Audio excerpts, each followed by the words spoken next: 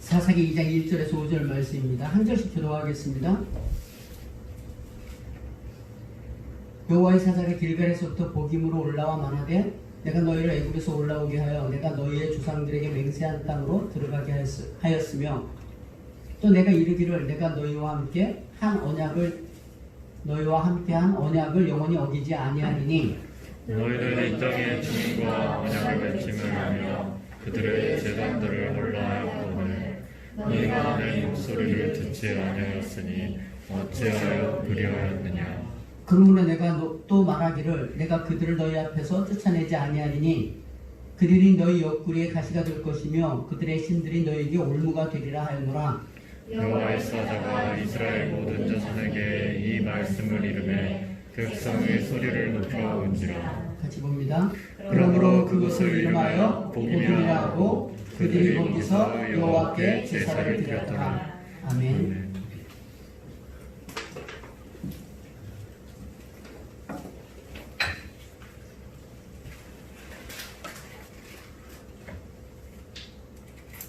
여러분 만나서 반갑습니다. 네, 잘 지내셨나요? 네. 오늘이 6일이죠. 뭐 어린이날도 있고 뭐 좀 있으면 어버이날도 있고 이게 가족의 주간을 이렇게 지나가기도 하고 참 어떻게 보면 되게 따뜻한 봄날이기도 하고 또 지금 현재 상황 속으로 보면 코로나 때문에 조금 어려운 상황이긴 하지만 또 조금은 해결되는 듯한 그런 상황을 이렇게 우리가 지내오고 있어요. 어떤 기준이나 말씀이 없었을 때는 이런 어떤 상황들이 어떻게 보여지느냐면 그냥 왠지 나는 조금 안 좋은 세대에 태어나 뭐 예를 들자면 코로나로 인하여서 막 무슨 큰 맘 먹고 정말 가게라도 하나 차려보려고 조그만 거 딱 차려놓고 그날이 오픈인데 그날 뭐 이렇게 안 될 수도 있고 진짜 평생 뭐 결혼 날짜를 잡았는데 하필이면 그 주간일 수 있고 또 해외 한번 정말 온 가족과 함께 정말 큰 맘 먹고 정말 이렇게 해가지고 가려고 했는데 그게 막힐 수도 있고 이런 어떤 우리의 삶의 어떤 환경들이 있을 거 아니에요. 그런 환경들 속에 다행이다. 난 덜 빚졌네. 나는 좀 덜 손해봤네. 난 갔다 왔지롱. 뭐 이렇게 뭐 여러 가지 어떤 상황들이 있는데 그런 모든 상황 속에 사실은 하나님의 개입하심이 있고 그 하나님의 개입하시면은 어떤 사람에게도 조금 더 부족함이 없도록 하나님께서 관여하고 있다라는 것을 믿으시기를 소망합니다. 그래서 매일매일 좋은 날인 거예요. 퍼펙트한 날이에요. 나만 퍼펙트하지 않을 뿐이지 주님은 퍼펙트하고 여기는 이미 하나님의 나라고 이미 구원의 때고 은혜의 날이고 생명의 날이고 주의 복음을 찬양하는 날이지 우리들의 높아지고 낮아짐 때문에 좋네 나쁘네 버벅거리네 이런 것들은 사실 우리의 무지요 우리의 부족함이고 우리의 연약함들이지 주님하고는 아무 관계가 없다라는 것을 기억하기를 원해요. 그래서 정말 어떻게 보면 항상 기뻐하라 쉬지 말고 기도하라 범사에 감사하라 이는 너희를 향하신 하나님의 뜻이다 이런 쪽에서 이런 상황인데요. I'm okay. 너도 okay. 얼마든지 일을 행하시고 역사하시는 그 하나님이라는 걸 기억하시고요. 그 하나님 앞에 우리가 예배드리러 왔다는 것도 기억하시기를 소망합니다. 근데 우리는 지금 2020년 5월 6일이라고 하는 이 시간에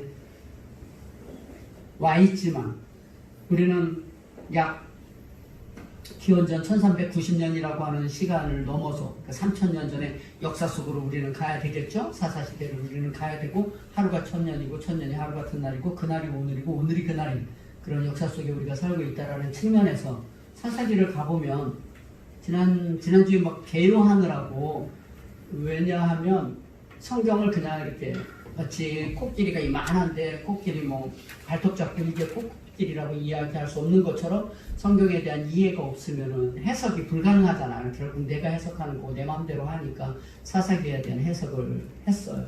여러분들도 여전히 세상에 살면서 바쁘고 애쓰고 있지만 저도 여전히 주님을 더 알아나가길 원하고 성경에 하나님의 나라라면 그 하나님의 나라의 그 많은 부분들을 더 확보해 보려고 애를 쓰고 있고요.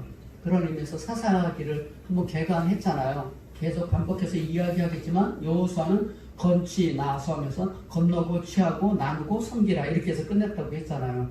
그렇다면 사사기는 두 개의 플러스로 구성되었다고 했지 않습니까?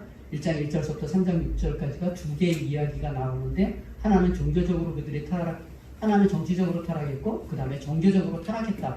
핵심은 타락했다라는 거예요. 두 개다.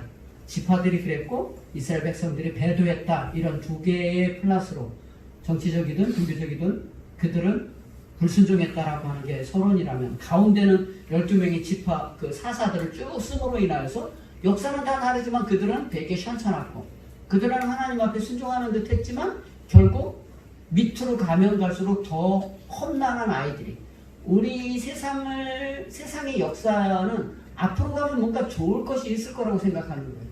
2010년이 가면 좀 좋을 것 같고 2020년이 가면 더 좋을 것 같고 30년이 가면 더 좋을 것 같은데 아니요.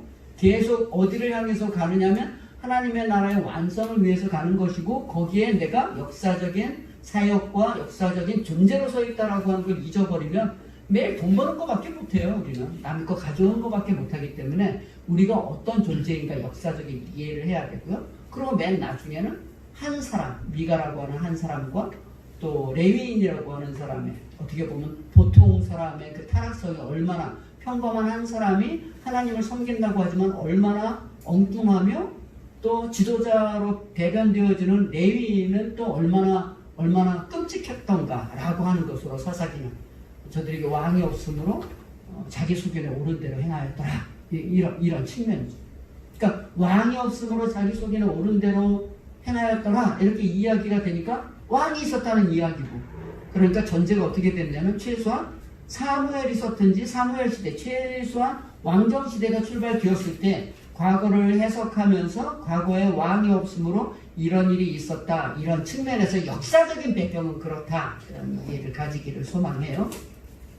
그런 측면에 지난주 설교 제목을 제가 그냥 하얀 곡선이다 이렇게 썼는데 왜 하얀 곡선이었냐면 이런 속에서 어느 집하고 올라가리까 누가 올라가리까 하나님 앞에 물어봤더니 유다가 먼저 올라가라. 그래서 유다가 올라가면서 시몬하고 같이 가자고 해가지고 그 베색이라는 데를 공격하고 거기서 10,000명을 죽이고 아도니 베색이라고 하는 그 통치자를 죽이고 뭐 발가락 엄지발가락 손 엄지를 다 잘랐다 뭐 이런 내용을 설명했잖아요. 그렇지만 그걸 어떻게 승리했느냐 이런 개념이 아니라 유다 지파가 어떻게 보면 이스라엘 지파 중에 최고의 앞선 지파로서 유다의 호를 잡고 있는 다윗의 계보를 따르는 그 지파로서 하나님이 그를 붙들었고 야곱에게 축복한 그 사건이 그대로 이어지는 거죠.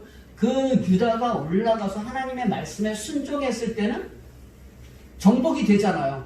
온니엘도 정복되고 사유로 삼고 그러잖아요. 갈렙이 딸 악사를 주면서 드비를 점령하고 그런 점령의 역사를 갖지만 뒤에 계속 보면 베냐민 지파, 요셉 지파, 스불론, 아셀 뭐 이렇게 지파들이 뒤로 가면 갈수록 처음에 산지는 정복했는지 모르지만 골짜기에 있는 거민들을 쫓아내지 못했는데 그 쫓아내지 못한 이유는 저들이 철병거를 가졌기 때문에 그렇게 되었다. 이렇게 그렇죠? 앞에는 가가지고 과감하게 승리가 되었는데 이상하게 가면서 잘 승리를 유다가 약간 밑으로 축 처지면서 그 다음에 베냐민 지파를 넘어서 저 뒤에 가면 단지파 같은 경우에는 오히려 살지도 못하고 자기는 오히려 산에 올라가 있고 그 평지는 오히려 그 아모리 족속들이 통치하게 되는 그런 우스꽝스러운 일들이 전개되었다라고 기록하고 있는 거죠. 하나님의 통치의 역사가 약속의 땅에 들어가서 거기에서 믿음으로 승리한 경험을 했고 정복전쟁을 하고 정착전쟁을 해야 되는데 예수를 믿었으면 예수님이 주인이고 그의 말씀대로 살아가는 영적인 싸움을 끊임없이 하는 것으로 우리가 승리를 체득하게 되고 그 기쁨을 누리게 되는데 살다 보니까 그 일들을 하지 못했다. 이래서 하얀 곡선을 타게 되었다. 여기까지 살펴봤잖아요. 그래서 뭐 아브라함도 얘기하면서 또 베드로도 이야기하면서 우리의 소망이 산소망이 있고 우리는 상향 곡선을 타고 인생을 살아나가야 된다. 설령 어저께까지 아니 좀 전까지 내가 말씀대로 살지 못했다 할지라도 그 자리에서 딛고 일어나서 뭘 디딜 수 있을까요? 주님을 딛고 일어나서 하나님의 말씀에 순종하는 사람으로 우리는 살아야 된다. 이렇게까지 설교를 했어요. 근데 이런 내용들을 왜 이야기를 하냐면 성경도 그런 내용을 바탕을 가지고 쓰고 있고 그 내용 속의 말씀을 도출해 내야 되기 때문에 그래요. 그리고 오늘 2장 1절과 5절 말씀은 당연히 그 사건들 이렇게 버벅거리고 있는 그렇게 아까도 말씀드린 것처럼 유다가 철병거가 있음으로 말미암아 그 거민을 쫓아내지 못했고 함께 거주하기도 했고 계속 쫓아내지 못했다는 얘기를 계속 붙이잖아요. 근데 어떤 사람은 대놓고 와서 살잖아요. 그죠? 대놓고 거주하고 같이 살고 그러니까 처음에는 당황스러운 거죠. 처음엔 내가 공격하지 못했어요. 철병거가 있기 때문에 핑계가 된 거죠. 근데 나중에는 같이 살자고 하니까 할 수 없이 살다가 이제 대놓고 같이 살자 이렇게 얘기하다 나중에 우리가 주인이다 이렇게 변하는 거예요. 인생이 그래요. 인생이 어떤 목적대로 가다가 내가 그 말씀에 집중하지 못하면 그리고 나중에 지나다 보면은 뭐 이방 백성인데 그래도 제가 뭐 나무 패고 물 깃는 일은 또 같이 해주니까 좋잖아요. 원래 인생의 목적이 뭐예요? 예? 돈 버는 거? 건물주라며요.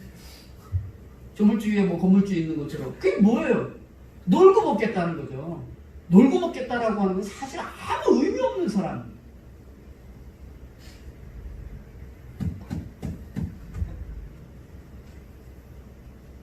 그러니까 뭐 결혼이나 인생 사는데 어디 돈 많고 생각 없는 애 없나 이렇게 되는 거죠. 그죠? 어리뻥하게 생긴 사람들. 그렇게 살아가는 게 요새 세상이라는 거예요.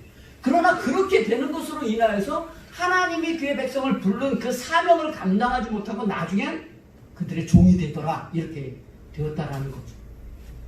그런 상황 속에서 2장 1절과 5절 그런 배경 속에서 2장 1절부터 5절이 마치 가운데 탁 서 있는 것 같고요. 제 느낌에는. 그리고 2장 6절서부터 3장 6절까지는 저들이 종교적으로 배도하고 타락했던 여호수아 있을 땐 잘 들었는데 그러지 않았을 때는 저들이 주님을 버렸다라고 하는 내용으로 3장 6절까지 딱 끝내고 이제 사사가 나오기 시작하는 거거든요. 그러니까 굉장히 오늘 포지션이 너무나 중요한 거예요. 이 포지션이 굉장히 중요해요. 위치적으로 보면. 그러니까 후대에 기록한 사람이 사사시대에 이렇게 엉뚱한 행동들을 했다라고 하는 사건 속에 오늘 어떤 사건이 하나가 이렇게 딱 써 있는데요. 2장 1절 봅니다. 본문을 볼게요. 이렇게 무너져가고 있었다. 그들은 무너졌다. 계속 두 개의 플러스로 이렇게 무너져가고 있는 그 가운데 2장 1절에 여호와의 2장 1절, 2절 읽고 또 2절 뒤 후반절서부터 읽고 3절 읽고 그 다음에 4절, 5절이 결론인데요. 그냥 읽을게요. 제가. 여호와의 사자가 길갈에서부터 복임으로 올라와 말하되 이렇게 되어 있어요. 그러니까 어떤 사건을 하나 이렇게 껴놓은 거예요. 어떤 사건을. 그 책에 보면 여호와의 사자가 복임에 나타나다 뭐 이렇게 되어 있잖아요. 이 굉장히 의미가 또 있어요. 여호와의 사자가 길갈에서부터 복임으로 올라와 말하되 뭐 더 깊이 얘기할 수도 있지만 그냥 여호와의 사자가 길갈이라고 하는 것은 이스라엘 백성들이 약속의 땅에 들어갔을 때 맨 처음에 단을 쌓고 영광 돌린 곳이에요. 애굽의 수치가 물러갔다 이렇게 이야기하는 게 길갈이라는 뜻이 원래 굴러간다 이런 뜻이잖아요. 애굽의 수치가 굴러갔다라는 곳에서 복임에 이르렀다라고 하는 거예요. 이 복임이 그 뜻이 많은 사람 뒤에 보면 나오지만 우는 자들이라는 뜻이에요. 임이라고 임 뒤에 그 전미사가 복임 마하나임 아니면 엘로힘 이렇게 임자가 뒤에 붙는 건 복수예요. 그러니까 우는 자, 우는 자들 뭐 이런 뜻이에요.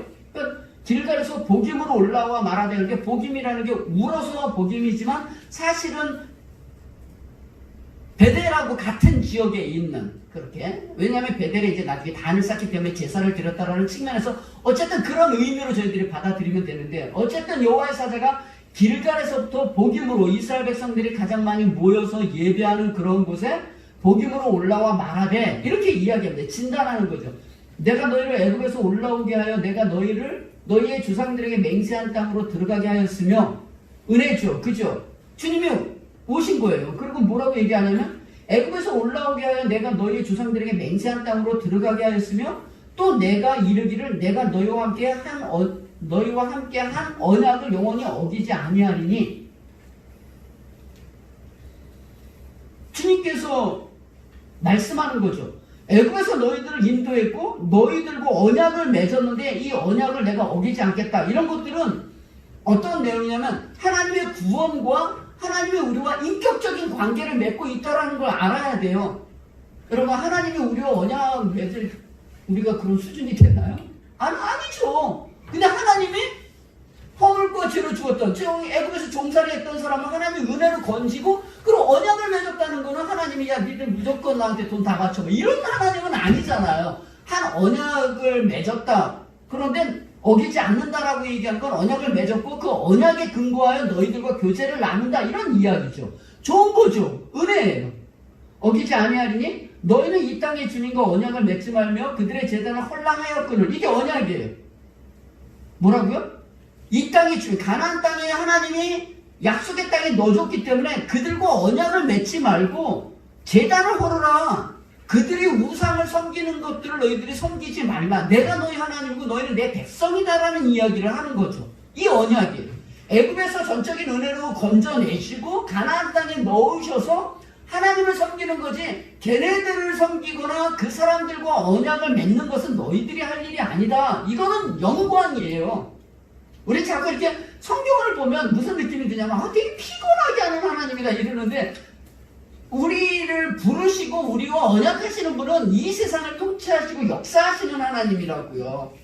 믿으시기를 소망해요. 그런데 그렇게 언약을 어기지 않을 거라고 언약을 맺었는데 너희들은 그들과 언약을 맺고 그들에게 제사했다 이렇게 되는 거죠. 그래서 하였거늘 2장 후반절에 보면 너희가 내 목소리를 듣지 아니하였으니 어찌하여 그리하였느냐. 하나님의 안타까움이죠. 어찌하여 그렇게 하였느냐 이렇게 되는 거죠. 그러므로 내가 또 말하기를 내가 그들을 너희 앞에서 쫓아내지 아니하리니 쫓아내지 않는다는 거예요. 너희들이 잘못했기 때문에 언약을 맺었기 때문에 신의 산 언약이 그렇잖아요. 하나님의 말씀을 들었을 때 하나님의 말씀을 들으면 들어와도 나가도 복을 받고 내 광주리 떡광주리가 너가 짓지 않은 집에서 살 것이고 그러나 네가 내 말을 듣지 않으면 너희들은 세상의 종이 될 것이고 너희가 지은 집을 다른 사람이 살게 될 것이고 떡광주리가 더 저주를 받을 것이고 이렇게 이야기를 하잖아요. 그 모든 내용은 하나님과 그 피조물과의 인간관계 속에서 얼마나 인격적이고 그들과 대화의 대상을 통해서 그들을 인격적으로 대화하시면서 하는 말씀이죠.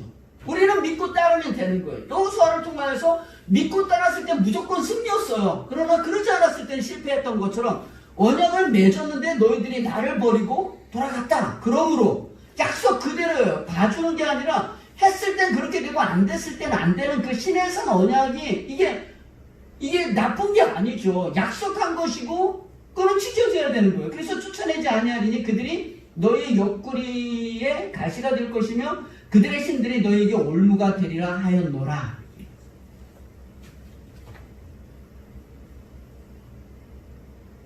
여러분, 하나님이 우리와 언약을 맺고 우리에게 명령한 모든 명령들은 우리에게 살 길이라니까요. 그건 기쁨이고 즐거움이라고요.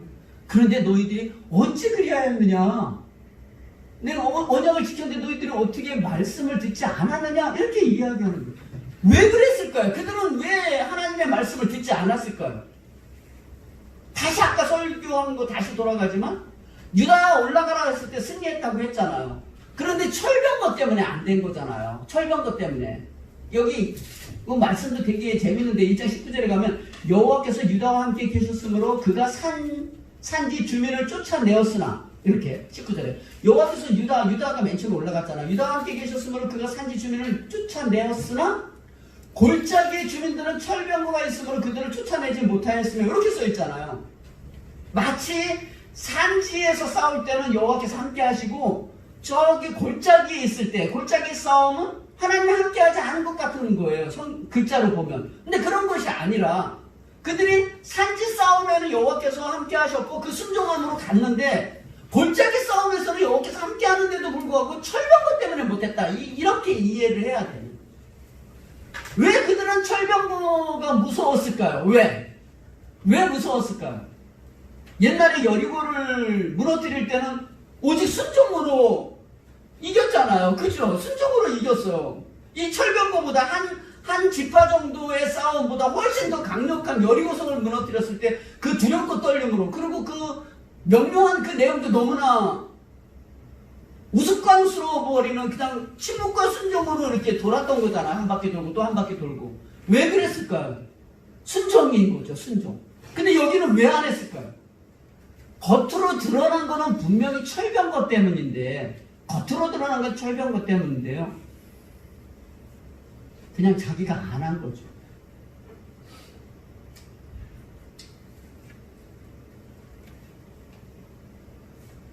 신앙에서 제일 이렇게 우리에게 도전이 되고 이렇게 넘어지는 게 뭐냐면, 이 정도 하면 됐다를 내가 정하는 거예요. 내가. 우리들도 신앙생활 해보면 그렇잖아요.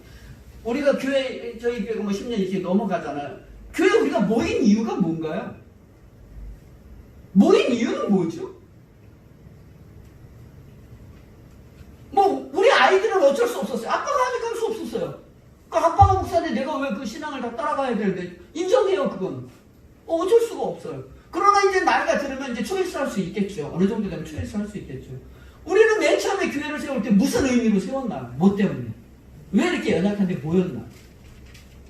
하나님의 공동체를 만들려고 했던 거죠. 그죠? 교회를 통해서 그리스도가 교회의 머리가 되고 우리는 그 지체가 된다라고 하는 측면에서 그리스도의 장성한 분량까지 자라기 위해서 온 거죠. 그분의 백성이 되기 위해서 온 거죠.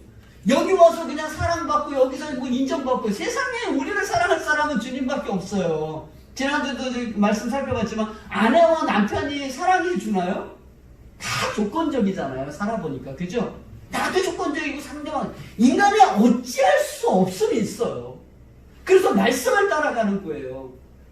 교회 왔다라고 한 건, 부르심을 받았다는 건 그가 목적하고 그가 기대하는 게 있는 거예요. 근데 그게 없어요. 그래서 교회 다니는 사람들의, 많은 사람들의 그 내용이 뭐냐면, 왠지 안 가면 이상한 거야. 그죠? 왠지 안 가면, 또 왜 안 하냐고 자꾸 전화, 목사도 오고, 다른 사람도 그렇고, 내가 최소한 집사가 됐고, 내가 최소한 뭐 권사가 되고, 내가 신앙생활 이만큼 했는데 갑자기 안 오면 하나님을 보는 게 아니라 사람들이 보이죠. 지금 이렇게 예배 안 나오는 이유는 뭘까요? 코로나 때문에 사회적 책임을 지려고 일어나요? 그 안에 많은 것들이 내포되어 있어요. 이참에 좀 쉬자. 이참에 잠깐 스트레스도 좀 있었는데. 그렇죠. 스트레스가 있죠. 인생을 살면서 어떻게 스트레스가 없어요? 뭐 짜장면 짬뽕 먹는데도 고르는데 스트레스가 있는데요. 그런데 그게 스트레스인가요? 기쁨이고 즐거움이죠. 연애할 때 밤새도록 전화하고 뭐 계속 바래도 왔다 갔다 하는데 어느 순간 힘든 건 그냥 이미 사랑이 끝난 거죠. 그 사랑이 교제가 됐을 때 그건 스트레스라고 하지 않고 그건 우리에게 선한 것으로 쌓이는 거죠. 근데 내가 죄인이기 때문에 그런 일들을 못하는 거예요. 그래서 주님께서는 모든 것들을 다 진멸하고 그 가나안 땅에 여호와만이 하나님이 되고 너희는 하나님의 거룩한 백성으로 제사장 나라로 살으라고 그 땅을 하나님께서 허락해 줬는데 그걸 다 지워주지 않고 하나님은 늘 거기를 주죠. 약속을 주고 그 안에 해결은 우리가 하는 거죠. 예, 얼마나 멋있어요. 에덴 동산을 만들어 놓고 내가 통치하고 다스리고 생육하고 번성하는 거예요. 그냥 아들 하나 낳아주세요. 그럼 푹 나오고 뭐 하나 푹 나오고. 이게 좋아요? 그거 좋다 그러면 할 수 없는 거죠. 하나님은 우리를 통해서 하나님과 관계 맺고 역사 맺고 그 안에 하나님의 하나님다우심을 드러내기를 우리에게 요구하는 것처럼 저들이 철병거를 쫓아내지 못한 이유는 무서워서가 아니라 이만하면 됐다고요. 우리의 신앙이 그래요. 취직됐으니까 뭐 이제 요 정도, 결혼했으니까 요 정도, 적당한 것 다. 가족 간에도 적당한 거리. 5월 8일은 아빠한테 엄마한테, 5월은 애들한테 다 적당히.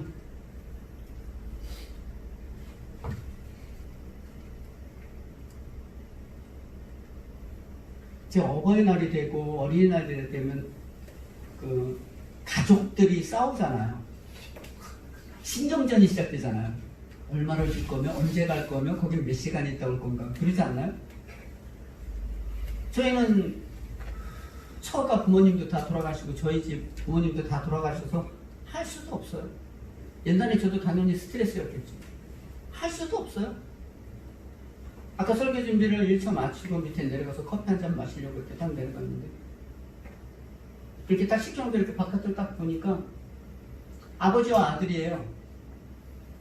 아들이 보통 이제는 보통 그런 거 이제 그냥 이게 좀 좋은 그림으로 보면 뭐 부부가 아버님 그러면서 제가 뭐 이렇게 좀 마련해 드릴게요 뭐 이렇게 하고 아우 정말 우리 키워주시라고 참 감사했어요 뭐 이러면서 이게 우리의 이상이잖아요. 가끔 텔레비에 나오는 그런 이상들이잖아요. 커피에 딱 시켜놓고 이렇게 딱 찾아왔더니 차가 좋은 차가 쭉 오는 거예요. 나중에 알고 봤더니 G90이더라고요. 제가 G80까지는 봐도 G90은 못 봤는데 모르는 사람은 좀 배우세요. 근데 좋은 차가 딱 왔는데 거기서 아들이 나와가지고 이렇게 얘기를 하는 거예요. 근데 아빠부터 보였는데 그 카네이션 들은 이런 바구니 있잖아요. 그거 뭐라고 뭐 하니까 아유 참견하지 말고 들어가세요. 알았어. 아버지는 돌아서서 이렇게 가는 그 모습이 오지나 이거 완전 내 해석이에요.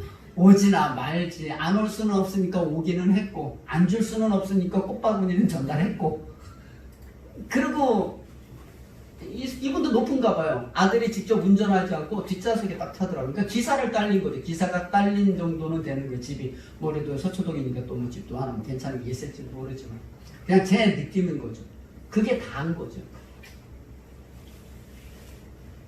부모를 공경하고 존중히 여기는 그런 거 잘 못하죠. 왜 그래요? 이만하면 됐다. 우리는 다 그렇게 생각하는 이야기를 제가 하고 싶은 거예요. 철병거를 무너뜨리지 못한 이유는 이만하면 된 거예요. 이만한 연봉에, 이만한 지위에, 이만한 집 정도면 얼마든지 됐다. 그리고 우리의 갈급함은 영적인 하나님의 나라의 영광과 백성으로서 서 있지 않고 그냥 늘 세상적인 거에 대한 갈망이잖아요. 주님에 대한 갈망이 없잖아요. 주님이 좀 있으면 십자가 달려 죽으시잖아요. 마태복음으로 가면 십자가의 고난을 당할 때 그걸 패션이라고 그래요. 그걸 열정이라고 그래요. 열정, 패션. 주님의 열정은 주님의 순환이에요. 우리의 열정은 뭐예요? 탐심이죠.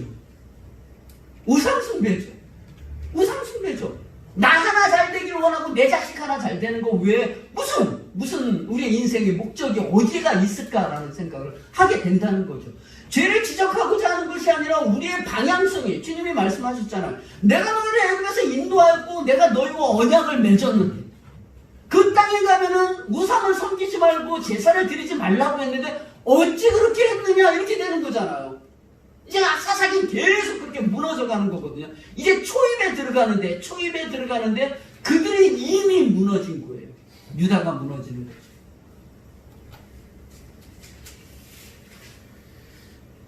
결국 그들이 너희들의 옆구리의 가시가 되고 그 신들이 너희의 올무가 될 거다.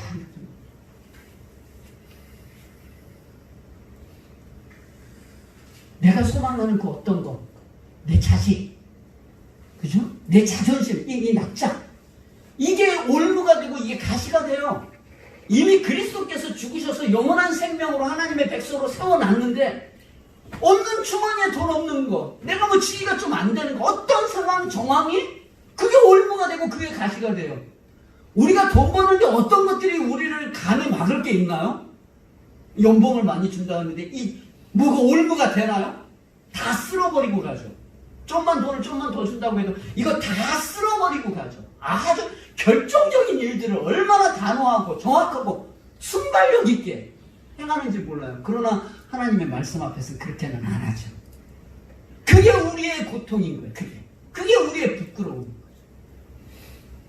오늘 성도들의 모습이고 우리 한국 교회의 모습이기도 하죠. 여러분, 하나님의 말씀을 따르는 것은 영광이고요. 그 믿음의 선한 경주가 계속 있으시기를 소망합니다. 네, 그래서 늘 말씀드리지만 신명기 30장, 이건 제가 찾을게요. 다 아시는 말씀이에요. 신명기 30장, 여기 없을 거예요. 제가 소개를 못했어요. 30장 11절부터 14절 말씀이에요. 너무 모세가 죽으시면서 이렇게 선포하시는 거예요. 내가 오늘 네게 명하는 이 명령은 네게 어려운 것이 아니라 먼 것도 아니다. 말씀이 어렵습니까? 다른 게 더 어려워요. 어렵지 않고 먼 것도 아니라 하늘에 있는 것이 아니니 내가 이르기를 누가 우리를 위하여 하늘에 올라가 그의 명령을 우리에게로 가지고 와서 우리에게 들려 행하게 하려 할 것이 아니요 이것이 바다 밖에 있는 것이 아니니 내가 이르기를 누가 우리를 위하여 바다를 건너가서 그의 명령을 우리에게로 가지고 와서 우리에게 들려 행하게 하려 할 것도 아니라 뭐 하나님의 말씀에 무지해서 뭐 외국에 가서 석박사를 하고 뭐 원어를 뭐 하고 뭐 대단한 공부하지 않아도요 우리 안에 하나님의 성령이 있기 때문에 내가 무엇을 해야 될지는 이미 다 알게 된다고. 주님께서 성령을 보내주심으로 말미암아 내가 모든 것을 알고 기억하고 생각나게 한다고 했거든요. 말씀을 읽지 않고 하나님과 관계가 없기 때문에 모를 뿐이에요. 오직 그 말씀이 너 입에 있고 너의 마음에 있다. 입에 있죠. 입에 있죠. 마음에. 그러나 단지 하기 싫을 뿐이에요. 그냥 이 정도면 됐다. 이렇게 돼요. 그런데 이렇게 됐잖아요. 올무가 되게 이렇게 해서 그들의 끔찍한 고난이 사실은 그 고난이 우리를 살리는 길로 가겠지만 그 고난을 선포하게 되었습니다. 그랬더니 그 이야기를 들었잖아요. 그래서 4절 5절입니다. 여호와의 사자가 이스라엘 모든 자손에게 이 말씀을 이르매 이렇게 이 말씀이 나쁜 게 아니잖아요. 약속한 그대로잖아요. 선악과를 먹게 되면 죽는다 이렇게 얘기한 것처럼 결국 그렇게 된 거잖아요. 이스라엘 자손에게 이 말씀을 이르매 이 말씀을 이르렀다라고 이렇게 얘기하는 건 뭐 지옥 간다 이런 게 아니잖아요. 이런 이야기는 여전히 너에게 유효하다 이런 내용들이잖아요. 이름에 백성이 소리를 높여 운지라 그러므로 그것을 이름하여 복임이라 하고 복임은 우는 자들이라고 그랬잖아요. 울었기 때문에 장소는 베델로 추정이 되지만 어쨌든 복임이라 하고 그들이 거기서 여호와께 제사를 드렸더라. 그래서 첫째는 하나님의 말씀을 들어야 된다는 것이고요. 두 번째 한 걸음 더 나아가려고 하는 겁니다. 백성이 소리를 높여 울었다는 거예요. 얼마나 울었으면 복임이라 그래요. 우는 걸로 기억하면 저는 아벨 미스라임인가요? 야곱이 죽었을 때 애굽에 큰 고통의 울음이 있었다. 애굽 사람들이 가나안 땅에 와서 엄청 울어서 아벨 미스라임이라 뭐 그런 이야기를 들은 것처럼 여기도 엄청 울었나 봐요. 뭐 통곡을 하고 울었나 봐요.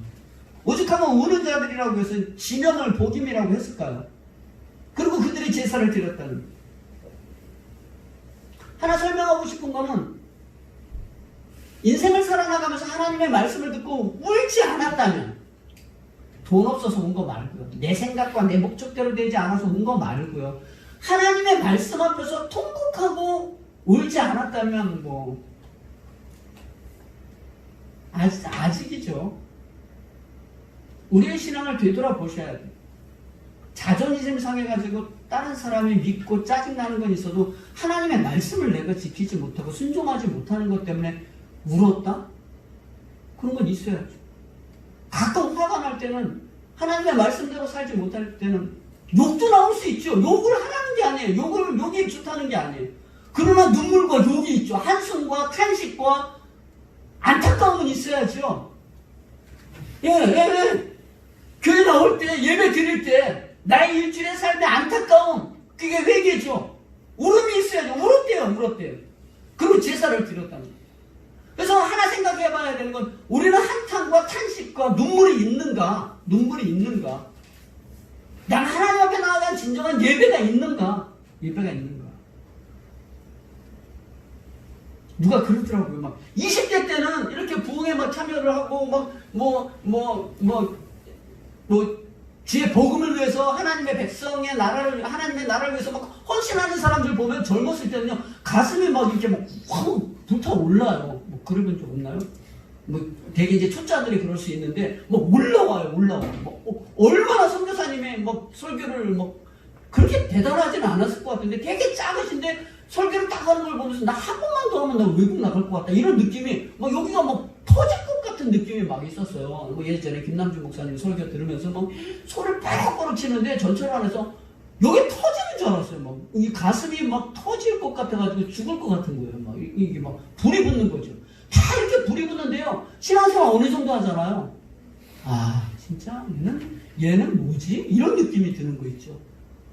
마치 바리새인들 같이 자기도 들어가지 못하고 남도 들어가지 못하는 딱 가로막는 애들처럼 딱딱하게 굳어가지고 그게 뭐가 그 사람을 그렇게 딱딱하게 만들었을까요? 뭐가? 뭐가? 뭐 크게 보면 당연히 교만이겠지만 그가 가진 그 어떤 거죠? 주님이 아니에요. 주님이 아니에요. 주님을 아는 사람들은요 달라요. 그래서 우상 숭배가 뭐냐라고 이야기할 때 창조주가 아닐 거예요. 하나님은 무엇을 창조하셨습니까? 사람을 창조하시고 모든 만물을 창조하셨는데 하나님은 우리에게 무엇을 요구하고 계십니까? 우리는 하나님을 어떻게 영화롭게 할 수 있습니까? 라고 할 때 우리는 창조자 하나님께 영광을 돌리도록 부름을 받았다는 거예요. 근데 우상숭배는 뭐냐면 하나님이 아닌 피조물의 가치를 두고 그 안에 안식하려고 하는 거예요. 그 안에서 행복을 얻으려고 하는 거예요. 창조주가 아닌 피조물. 그건 뭐 여러 가지가 있죠. 남편일 수 있고 아내일 수 있고 자식일 수 있고 돈일 수 있고 명예일 수 있는 이 곳에서 행복을 추구하고 거기에서 안전을 확보하려고 하는 것. 그게 우상이에요.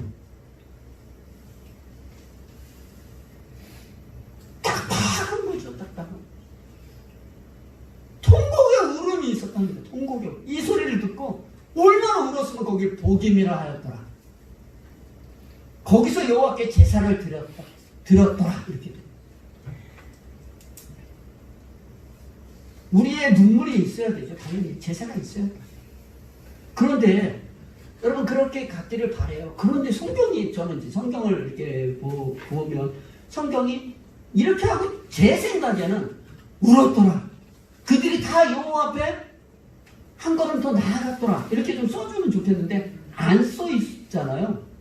드렸더라고 끝이에요. 끝. 항상 성경에 뭐가 있느냐면 지금 사사기를 설명하고 있잖아요. 사사기를 설명하는데 성경 저자가 이런 이야기, 이들의 정치적 타락과 종교적 타락 사이 가운데 빵 껴가지고 복임이라는 한 사건, 여호와의 사자가 와서 이야기를 했는데 그들이 다 울고 제사를 드렸다라고 하고 더 이상 조금 더 써도 되지 않을까요? 써도 될 것 같은데 안 썼어요. 그건 뭐 주님한테 가서 물어봐야 되는데 정경적 이해에 의거하여 성경을 이해하는 전체적인 맥락 속에서 여기는 그게 다다 이거죠. 원래 울어야 되고 제사를 드리는 게 맞아요. 그걸 해야 되죠. 회개가 있어야 돼요. 그거를 경험하지 않고 예배를 드리지 않은 사람은 어떻게 하나님 만날 수 있겠어요. 근데 그게 다라는 거예요. 사사시대의 그 특징이 뭐냐면 그게 다다. 사무엘하 13장 21절 말씀. 이건 있을 거예요. 사무엘하 13장 21절 말씀이죠. 예전에 한번 소개하고 같이 봉독했던 말씀이에요. 우리 함께 여기 21절이요? 예, 맞죠.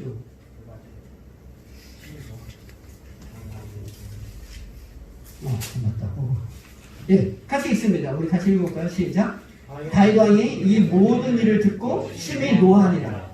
예, 노했어요. 이 사건 포지션 말씀드렸잖아요. 다윗이 엄청 노했어요. 근데 왜 노했는지 잘 모르죠, 우리가. 알잖아요. 지난번에 소개한 것처럼 자기의 자식들 큰 아들 암논과 압살롬 셋째 아들의 누이였던 다말과 가늠하는 거를 그가 알게 된 거예요. 사실은 암논이 너무나 사랑해서 이거 어떻게 하면은 내가 이 다말하고 같이 내가 어떻게 하면 이렇게 같이 있을까 싶어가지고 옆에 그 친구 엉뚱한 애가 붙어가지고 요나답인 애가 붙어가지고 아유 떡 너가 주는 거 먹고자 하면 얼마든지 아마 올 거다. 그래서 결국은 다윗도 총기가 빠지니까 다윗에게 이야기하고 이 기회를 달라고 해서 결국은 요나답의 친구 요나답의 간사한 꾀와 다윗의 깨어있지 못한 모습으로 인하여서 결국은 거기에 갔고 그의 암논의 탐심에 의거하여 간음을 하게 되었고 내쳤고 다말은 죄를 뒤집어쓰고 부끄러워서 나오지 못하는 상황이 있었는데 다윗은 뭐라고요?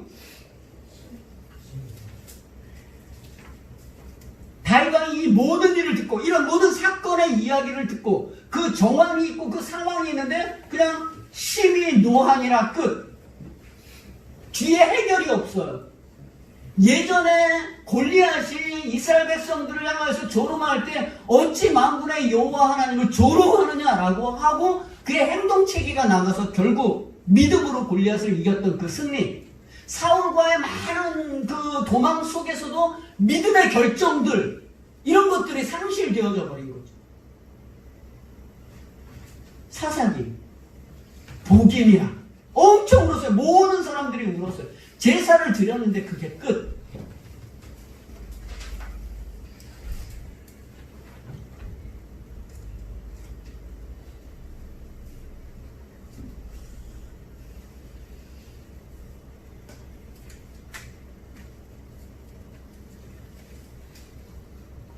여기서 하나 더 가려고 하는 거는 어떤 거냐면요. 이 주제가 좀 이렇게 띄잖아요. 그런데 이게 성경에서 사사기가 뭘 얘기하려고 하는가? 이게 우리가 믿는 신약, 우리의 신앙과 무슨 관계가 있는가 이렇게 조인을 좀 한다면, 이게 왕이 없으므로 자기 속에는 옳은 대로 행했잖아요. 그럼 왕정시대는 그러면 괜찮았느냐는 거예요. 초기에 왕정시대에 썼지만 왕이 있어도 별것 없었잖아요. 그죠? 우리는 다 알고 있잖아요. 왕이 그렇게 많은데도 불구하고 그 대단한 다윗까지도 무너지더라. 이게 왕정을 통해서 이야기한 하나님의 이야기잖아요. 스토리잖아요. 결국 진정한 사사는 누가 와야 되냐면 진짜 사사는 그리스도가 와야 되는 거죠.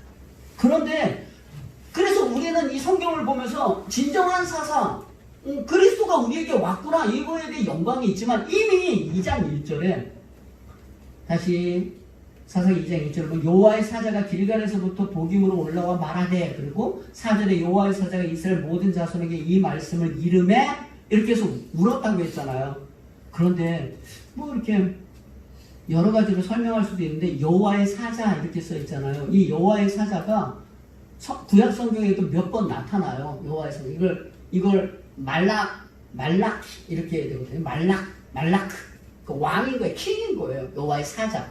그러니까 원어로 이야기하자면 그냥 뭐 이렇게 천사나 일꾼 뭐 이렇게도 해석이 가능하지만, 여호와의 사자가 예전에도 야곱에게도 나타난 것처럼, 하나님의 군대가 나타나고 찾아오는 것처럼, 마치 예수 그리스도가 이 땅에 그 육체를 입고 오기 전에 예수 그리스도가 이미 예표되는 거죠.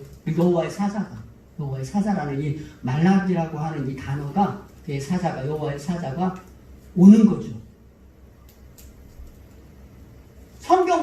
정경적으로 이야기하자면 그렇다는 거예요. 그래서 구약을 통해서 신약을 이렇게 쭉 쳐다보면 이게 어디를 향해서 가고 있는가가, 우리는 성경을 통해서, 구약의 백성들은 이때 역사로 보면 잘 몰라요. 그건 누군지 하나님의 일꾼이었던 거죠. 그냥 일꾼이었던 건데, 우리 입장에서 정경적으로 우리가 이렇게 보면, 성경을 이렇게 역사적으로 다 꿰차서 이렇게 보면, 여호와의 사자, 이미 예수 그리스도께서 이때 그가 등장하고 있다라는, 등장하고. 근데 이게 뭐가 중요하냐? 이게 무슨 신학적으로 뭐가 중요하냐? 이렇게 이야기할 수 있을 거 아니에요. 그죠? 그래서 정리를 하는 거죠. 저와 여러분들이 믿는 그 신앙의 자랑이 무엇이냐면, 우리가 사사시대에 간다고 해서 우리는 다를까요? 아마 우리는 울지도 않고 예배도 안 드렸을지도 몰라요.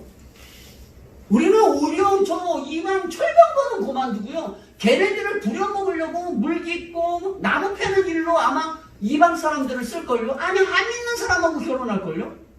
아니, 아무 생각도 없는 사람의 종로릇을 하면서 거기서 돈 더 벌어보겠다고, 거기서 더 영광을 얻어보겠다고 세상 앞에서 종로릇 하는 사람이 그리스도인들이 얼마나 많은지 몰라요. 이거는 매일매일 우리의 싸움이에요. 거기는 평신도뿐만 아니라 장로뿐만 아니라 목사 할아버지까지라도 어쩌면 세상에서 종로릇 하고 있는 사람도 너무나 많겠죠.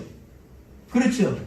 예, 저 그럴 거라고 생각이 되어지는 거예요. 뭐 누구는 잘못했다, 누구는 잘했다 이런 개념이 아니라, 어느 순간에는 좀 하는 것 같은데 어느 순간은 뚝 떨어져가지고 아무것도 하지 못하는 사람들, 세상의 종이 되지는 않는가 라는 생각을 하면서 왜 이야기를 하고 싶으냐면, 우리의 자랑은, 우리 신약 백성의 자랑은, 우리는 이스라엘 나라 바깥에 있었고 하나님의 소망도 없었던 버려진 자였잖아요. 외인이었잖아요.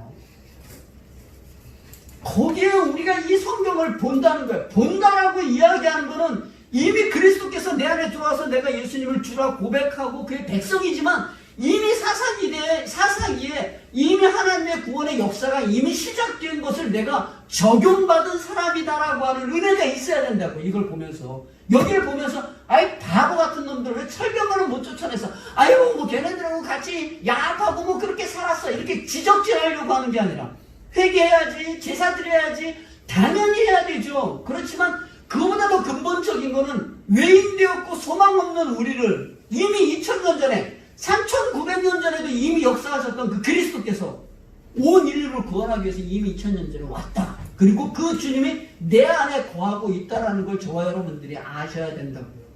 그래서 우리가 인생을 살아나가면서 뭘 해야 되냐면 주님의 놀라우신 은혜가 이미 나에게 적용되었구나. 이 적용된 거를 다시 이 성경의 구약으로 돌아가 보니 이렇게는 살지 말아야 되겠다라는 도전이 있으셔야 된다고요.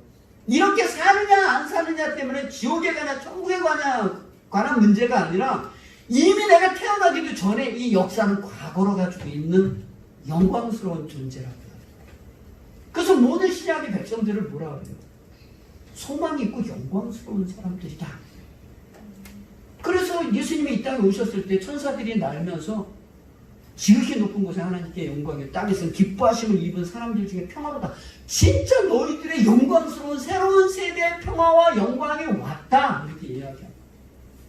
그래서 우리는 오늘 뭘 자랑하는 주님의 죽으심의 은혜, 한 번도 소망하거나 바라지 않았는데 내가 구원받았다라는 그 영광, 여호와의 사자인 그 실제 그리스도가 우리 안에 거하고 있다는 것과 이제 예배를 드릴 때 이들처럼 울고 제사 드리고 끝이 아니라 우리는 울고 제사 드리며 하나님의 백성으로 살아가는 선한 믿음의 싸움을 계속하는 거예요. 우리를 부르신 자의 그 기쁨, 우리를 모집한 자가 기대하는 불의의 병기로 죄에게 드리는 인생이 아니라 의의 병기로 하나님의 백성으로 살아가는 거예요. 그 의의 병기가 뭐냐? 돈 줘라. 그럼 내가 얼마든지 하겠다. 이게 아니라 서는 거예요. 가난하십니까? 서세요. 장애가 있으십니까? 서세요. 1달란트밖에 없습니까? 서세요. 100달란트가 있습니까? 서세요. 그 위치에서 서 있으면 돼. 근데 항상 우리 뭐죠? 저거 주면 쓸게요. 그거는 하나님하고 장난하시는 거예요.